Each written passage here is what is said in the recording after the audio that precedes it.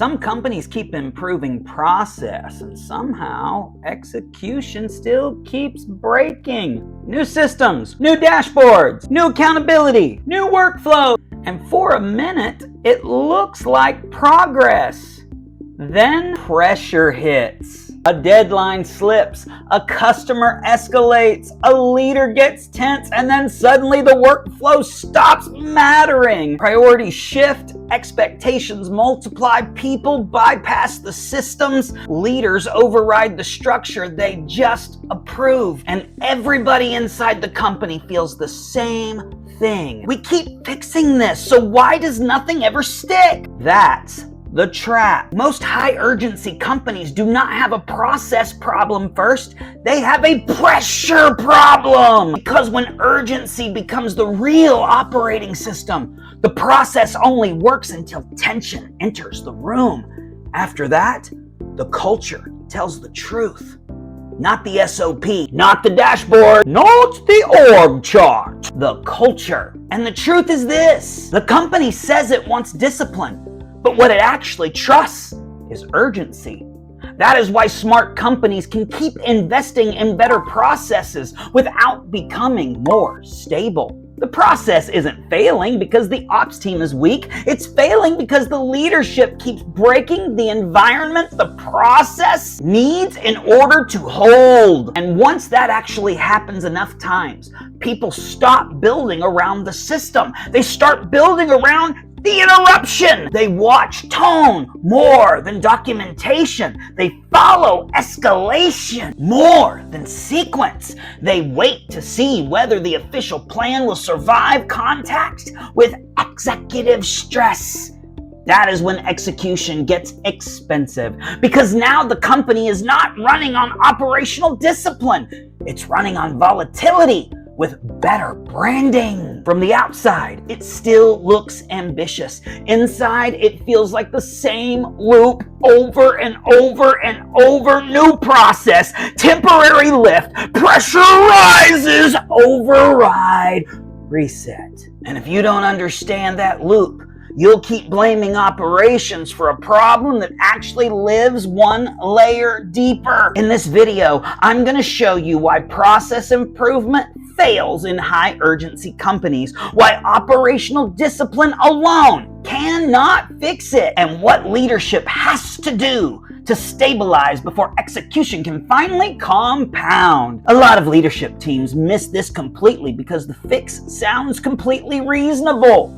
If execution is inconsistent, tighten the process. If teams are dropping handoffs, improve accountability. If priorities keep shifting, add more project management rigor. None of that is wrong. In fact, some of it is necessary, but it's still downstream. Because if the leadership culture is still organized around urgency, process gets overridden the moment pressure rises, and pressure always rises. That means the workflow is only respected when the leadership feels stable enough to let it run. The minute tension rises, the system starts to revert. Meetings get shorter and sharper. People bypass the process. Decisions move around the documented path. Exceptions multiply. Intervention rises. And the organization starts sending a very different message than the one it put in the handbook. Officially, it says it wants discipline. Operationally, it rewards reactivity. That difference matters more than most leaders realize, because teams are not shaped by what leadership says. They are shaped by what leadership repeatedly interrupts. And once people realize the formal system cannot be overruled by pressure, they stop anchoring to the structure. They start anchoring to signals. They watch the mood of the room. They track who is tense. They try to anticipate the next override. They become more responsive to escalation instead of committed to sequence. And that is the shift. It is subtle enough that a lot of companies never diagnose it clearly. They just keep saying some version of, we have a process problem, we have an accountability problem.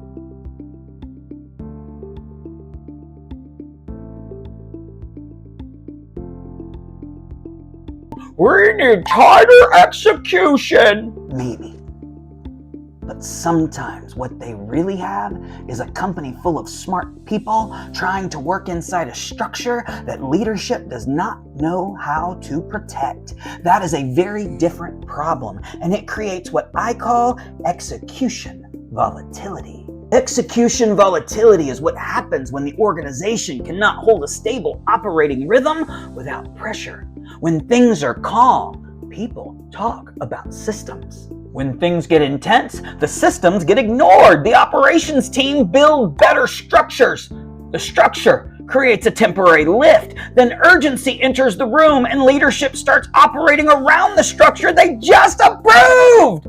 Priorities change faster than teams can absorb them. Decision pacing speeds up, then fragments. Projects get resequenced in the middle of execution, and managers start translating instead of leading. And teams stop trusting the process because they know the process can be interrupted by pressure, emotion, or even worse, executive intervention. So they adapt. They wait for the latest signal. They watch tone more than documentation. They follow escalation more than sequence. And over time, the organization becomes highly responsive, but not highly reliable. And over time, the organization becomes highly responsive, but not reliably stable.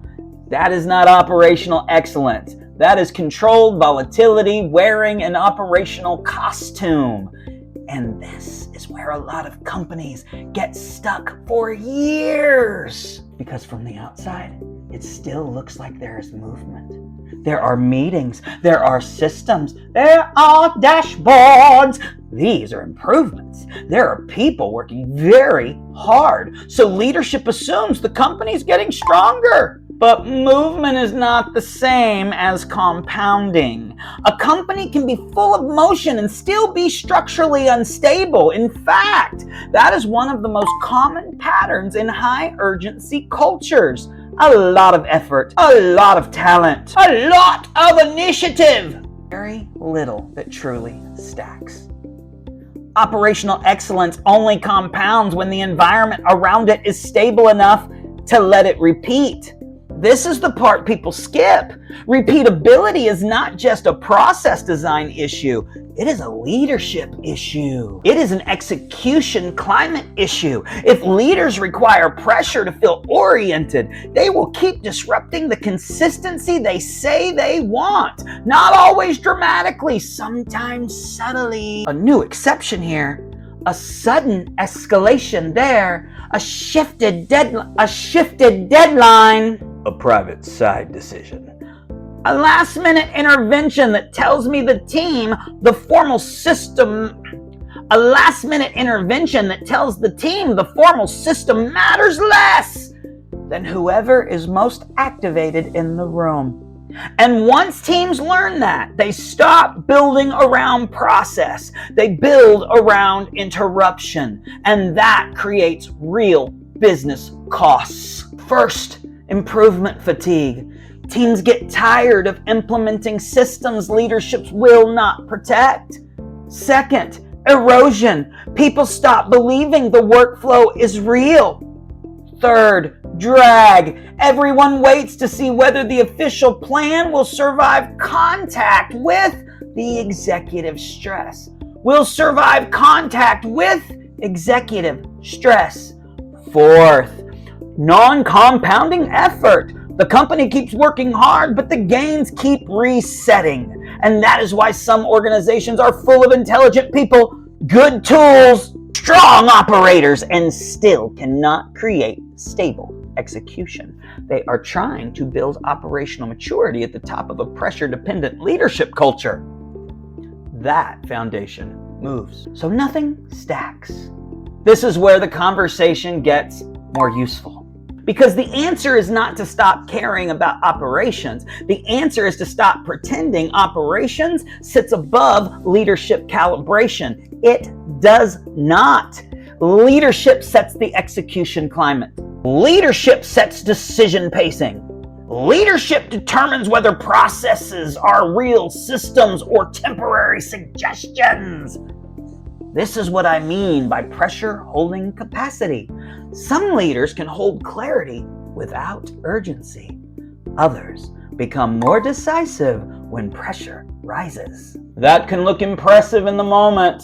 And to be fair, sometimes it is impressive in the moment. But at scale, it creates an environment where process cannot stay intact long enough to produce compounding returns. That is why process improvement fails in high urgency companies. Not because the company lacks standards, not because nobody cares, but because standards cannot survive inside a system that still trusts activation more than stability. And at the enterprise level, this gets expensive fast. Operational initiatives stall. Cross-functional trust weakens. Managers become translators instead of leaders. Strategy gets pulled back into exception handling. The organization keeps investing in systems, but the culture keeps rewarding system overrides.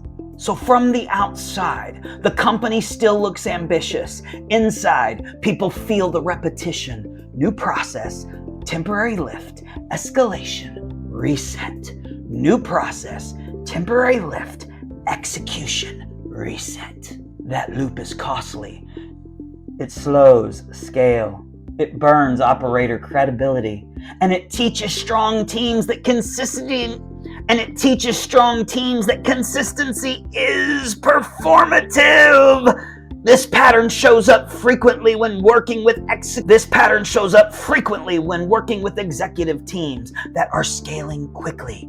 They usually do not need more process first. They need the leadership layer beneath the process to become more stable. Because once clarity holds without urgency, process can finally compound, and that is the shift that most companies miss. If you want to scale, process must compound. If process improvement keeps breaking down in your organization, look below the process layer. Ask whether the system actually knows how to hold clarity without pressure. Because when urgency is the real organizing force, no workflow will stay stable for long. And until that changes, the company will keep confusing motion with operational maturity. If you want help applying this to your leadership team or your organization, you can check the description for ways to work with me. Because a lot of companies do not need more effort. They need a leadership system that can stay clear without urgency. And that is how execution starts to compound. If you want to keep working on this idea, start with the next video. It will help you see the leadership layer underneath the pattern even more clearly. You're not broken. You're trained. Now, let's find some peace.